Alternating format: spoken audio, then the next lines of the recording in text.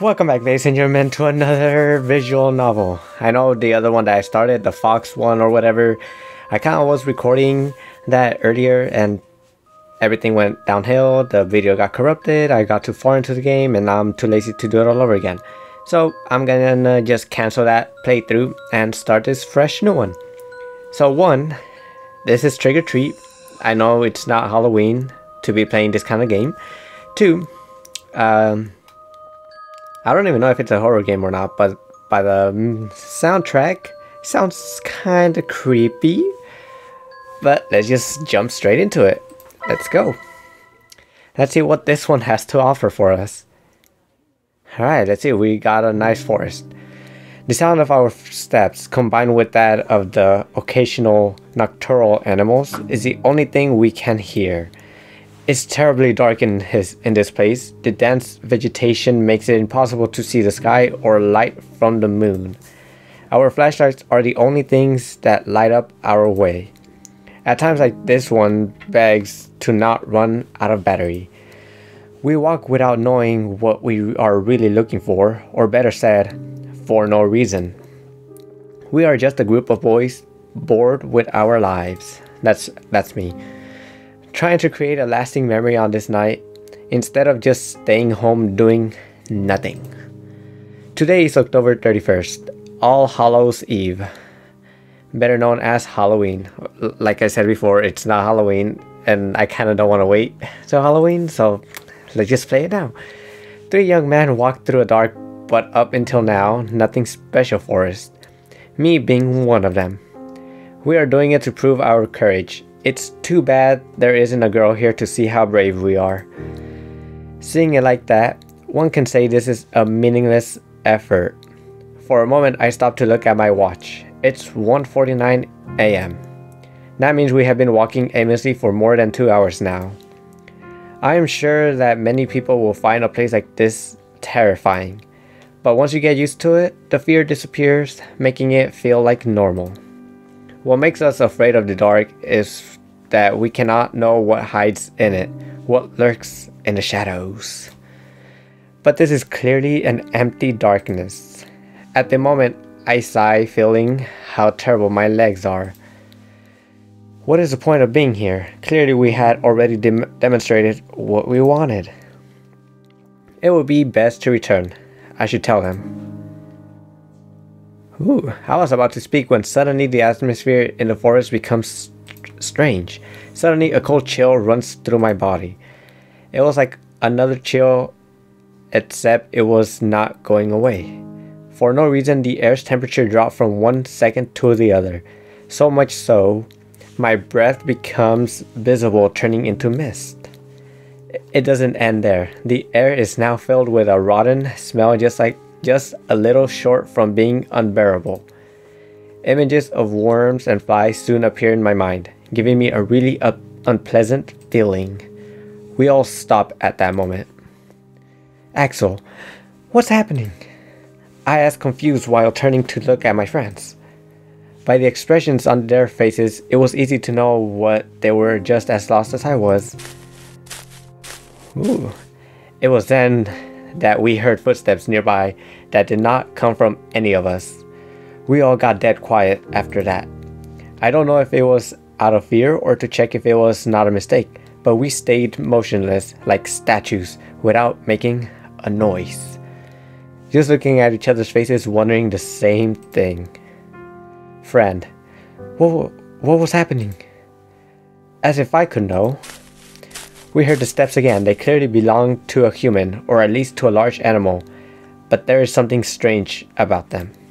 It sounds as if the person walked dragging one foot. Just thinking about it made me shiver. Damn, why is this happening? It makes no sense. We should have returned home before, but now it's too late to regret it. I have the feeling that we are being stalked by someone.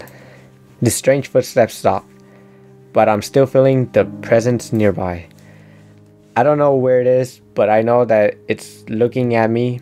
That cursed thing is looking at me. My heart is beating anxiously. It's almost as if my body was telling me to get out of there. But strangely, my friends seemed unable to perceive it.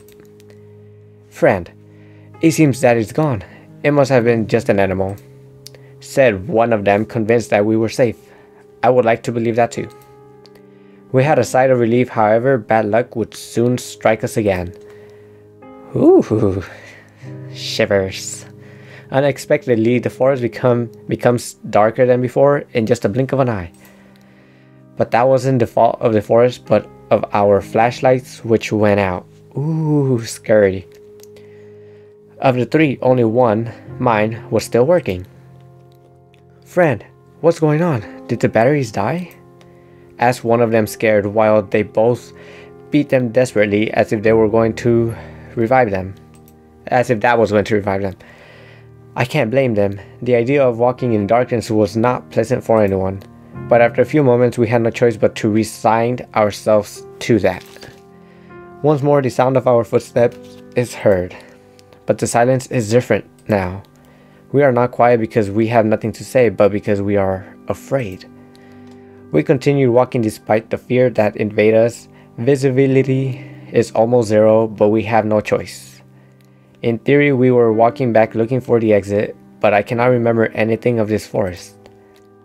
We could be walking in circles and I will never notice it until it is too late.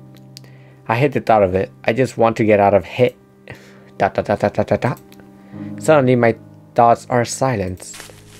We hear the footsteps of someone or something. Once more the three of us became statues awaiting the presence to go. I hold my breath while feeling my heart beating anxiously. Damn, Daniel. Sorry.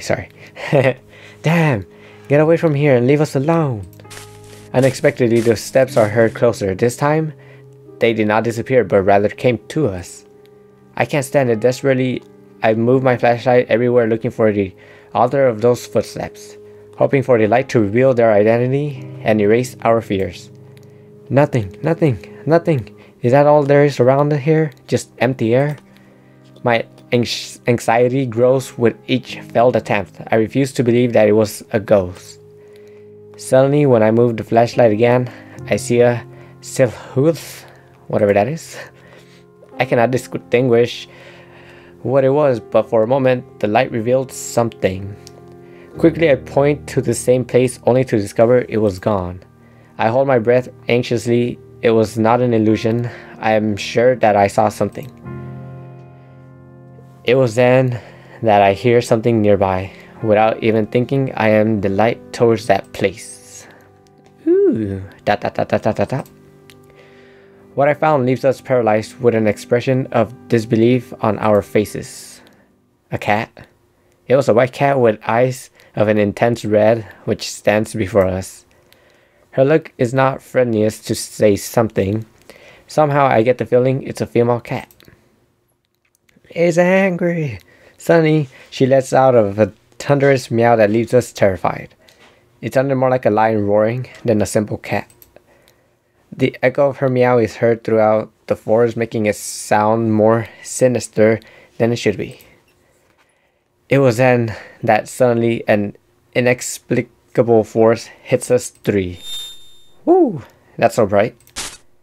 I fall to the ground and little by little my eyelids close. The fatigue becomes unbearable. You dead, homie? I lose consciousness on the ground of the forest without knowing what was going to happen with me. You dead. Interlude before night falls. Ooh. This is getting a bit interesting.